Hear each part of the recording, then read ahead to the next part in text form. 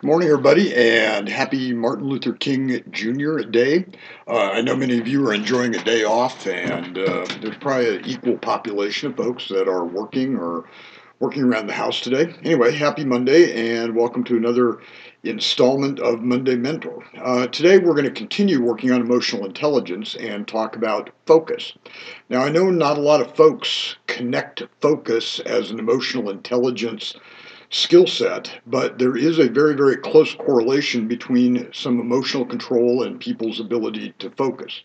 If you've ever had one of those meetings or tried to have an interaction with someone who was just absolutely all over the board, going 100 miles an hour, you realize the value of good focus in leadership.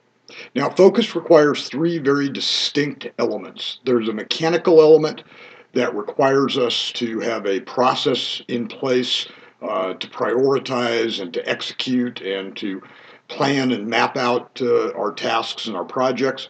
There's an intellectual part that requires discipline and to keep our mind on a steady track. But the part I want to talk about is the emotional piece that's absolutely required to engage the intellectual piece.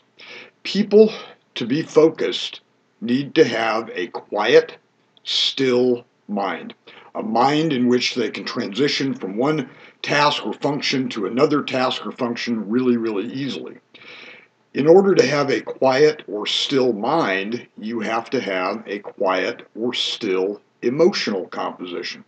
When your emotions are bouncing all over the board, when you're hyper excited or hyper enthusiastic mode, or when you're down and kind of beaten up, it causes your mind to spin and go 100 different directions, and you're unable to focus correctly.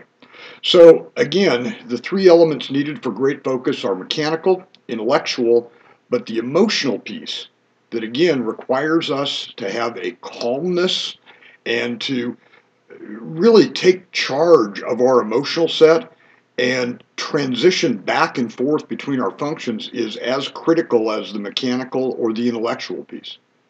I hope everybody has a great week, and I look forward to talking to you next Monday. Thank you very much.